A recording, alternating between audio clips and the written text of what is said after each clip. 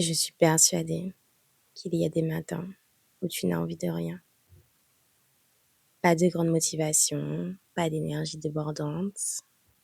Et pourtant, tu rêves d'une vie alignée, d'objectifs atteints, d'un équilibre entre ta paix intérieure et ton ambition, sans subir cette pression. J'ai longtemps attendu le déclic en pensant que pour avancer, il fallait attendre le bon jour. Puis j'ai compris, la vraie transformation ne commence pas avec une envie. Elle commence avec la discipline. Pas une discipline brutale, rigide et autoritaire comme on pourrait te faire croire sur les réseaux, mais une discipline douce. Et oui, c'est possible. Une discipline bienveillante et surtout alignée à ta nature, à ce qui est dans tes désirs profonds même quand l'envie n'est pas là. Elle crée l'élan, elle structure et elle te porte, même dans les jours sans souffle. Bienvenue dans It's Giving Grow and Growth, le podcast où tu peux venir te déposer en douceur et avancer pas à pas vers une vie plus lumineuse. Ici, on ne cherche pas la performance, on cherche la cohérence, l'alignement à soi et une vie construite avec amour et constance.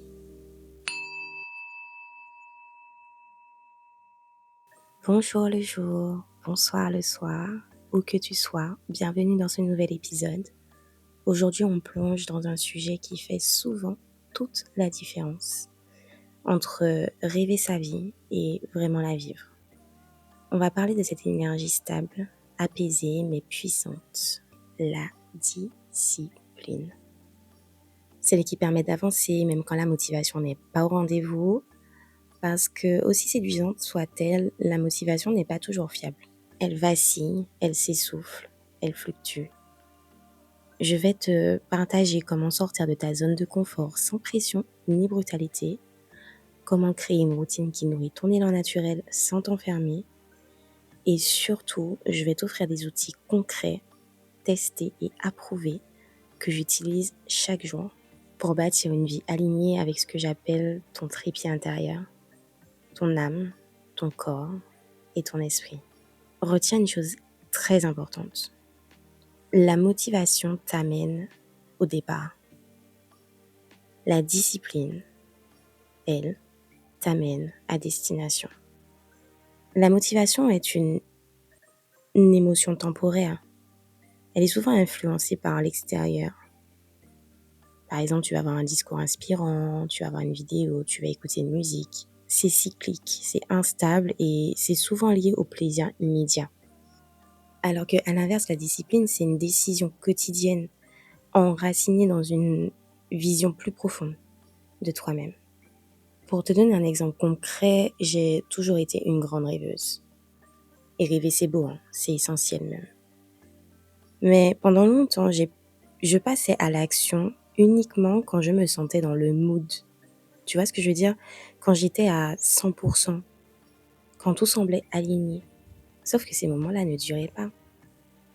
Ça ne durait jamais. Et à chaque retombée, je ressentais soit de la frustration, soit de la culpabilité.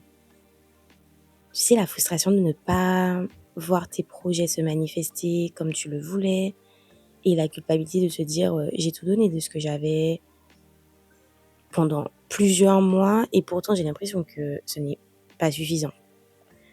La vérité, c'est que j'étais portée par la motivation, mais je ne savais pas encore comment préserver mon énergie. J'agissais comme si cette motivation était une ressource infinie, et c'est malheureusement ce que beaucoup de personnes font.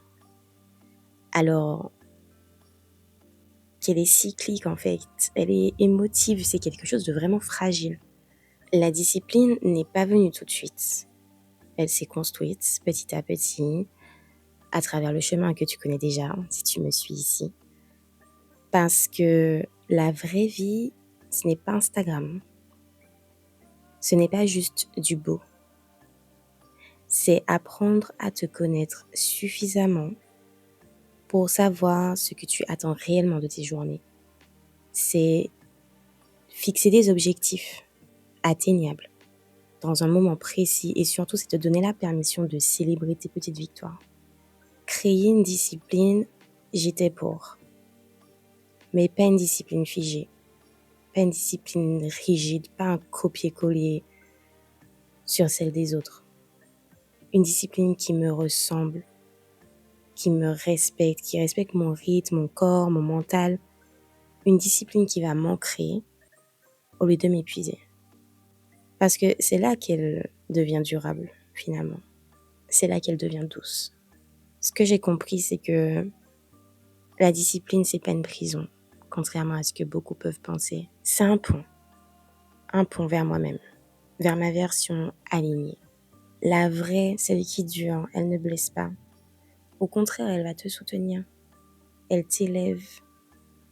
Elle devient un peu la main stable qui va t'accompagner là où tu rêves d'aller. Je sais pas si tu connais James Clear. C'est un auteur. Il a un ouvrage qui s'appelle Atomic Habits. Et il dit que 1% de mieux chaque jour, c'est la promesse d'une transformation durable. Et c'est tellement vrai. Et c'est ce que j'ai mis en place. Pas à pas dans la perfection, mais dans la répétition. C'est comme ça que tu t'y fais. Je te le rappelle, hein, au cas où tu aurais oublié. Tu n'as pas besoin d'être une personne parfaite, ni d'atteindre ton objectif dès demain. Tu as besoin de te respecter, d'avancer à ton rythme et d'installer des habitudes qui te ressemblent vraiment. Il ne s'agit pas là de se forcer, hein, mais de créer un cocon qui va soutenir l'action. Parce que tout part de ton environnement. Mon cocon, à moi, il se divise en 4 parties. D'abord, c'était hyper important d'avoir une routine ancrée. Je suis une vraie addicte du matin. Et j'ai observé une chose, quand je commence ma journée dans ce que je qualifie de bonnes conditions, je peux traverser presque tout et transformer les imprévus en défis inspirants. Je vis à Paris. C'est une ville intense, bruyante, souvent survoltée. Alors, j'ai appris à créer des repères stables, une routine du matin et du soir, immuable. Le matin, je commence sans téléphone parce que je me suis rendu compte que les contenus extérieurs pouvaient polluer mon énergie dès le réveil. Donc, j'ai pris la décision de commencer par moi. Je remercie la vie, je médite, je donne de l'amour à mon chien, je prépare mon petit déjeuner et mon latte avec intention. C'est un peu comme un petit rituel sacré.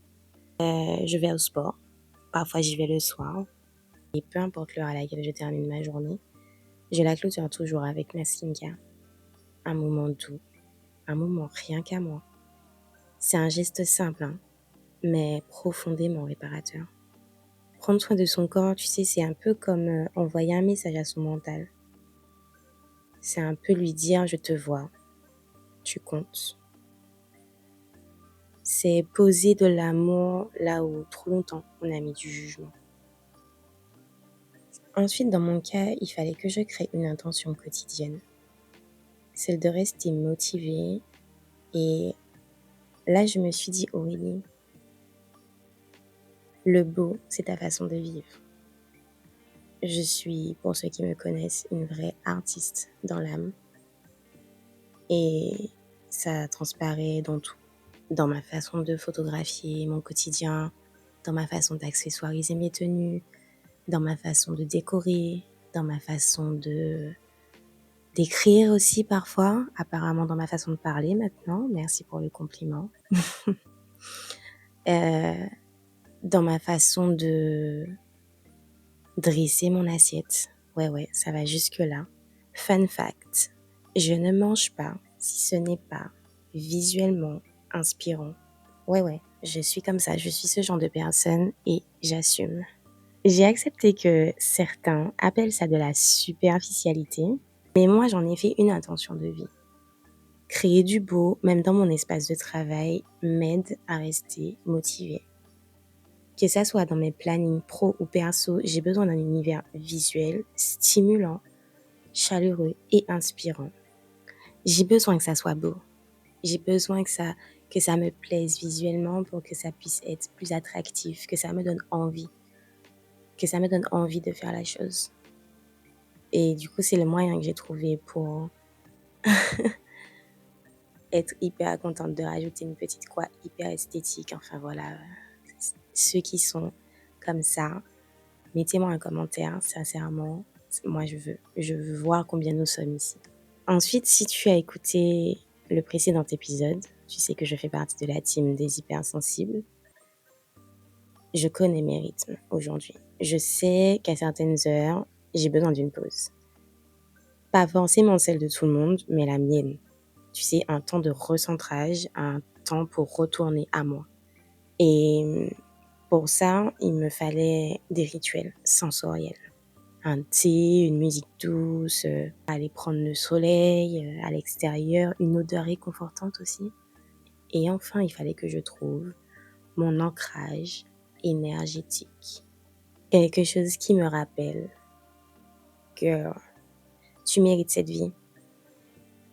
Tu mérites et tu peux avoir confiance en toi. Aie confiance en ton processus. Et qui de mieux, en vrai, que moi-même, pour me l'incarner. Alors, chaque jour, je choisis mes tenues avec soin, mes accessoires, mon maquillage, parce que me sentir bien dans ma peau, c'est déjà vibrer haut. C'est me rappeler que je mérite de m'honorer dès maintenant. D'ailleurs, si tu n'es pas au courant, j'ai créé un guide complet pour t'aider à mettre en place ta propre discipline douce, à ton image, à ton rythme.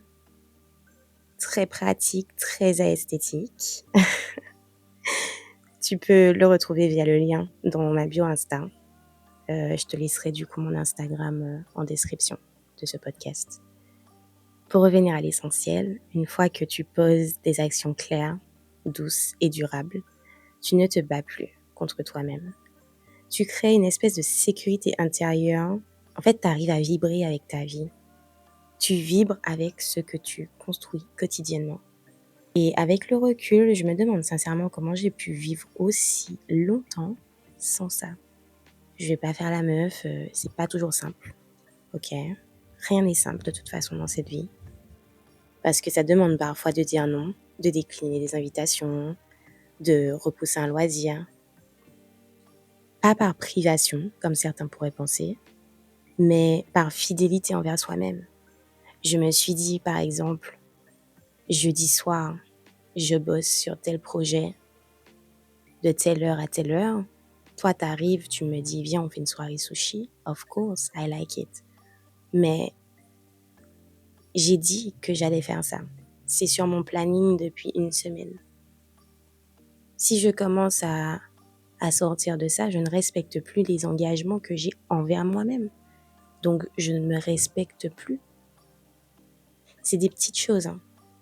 Mais à force, je vous assure que ça fait vraiment grow votre valeur.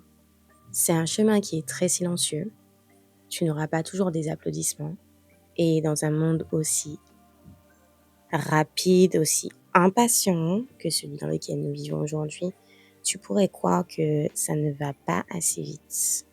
Mais reste fidèle. Parce que tenir tes engagements envers toi, c'est une forme de puissance. Et cette puissance, on ne peut pas te l'enlever si tu ne l'enlèves pas à toi-même. Quand tu fais ça, tu nourris ton triangle sacré, ton âme, ton corps, ton esprit. Et le jour où tu vois les premiers résultats, le jour où tu ressens les premiers effets sur ton énergie, ta clarté, ta créativité, ce jour-là, tu sauras que chaque petit pas que tu as fait, les 1% que tu as mis, t'a mené là où tu es aujourd'hui. La transformation, elle ne commence pas avec un grand changement spectaculaire. Jamais. Elle commence avec une décision simple. Être loyal envers la femme ou l'homme que tu es en train de devenir. Parce que ta vie ne change pas quand tu veux. Elle change quand tu décides. Juste reste fidèle à toi. Pose une petite action. Chaque jour, Ralentis pour mieux avancer.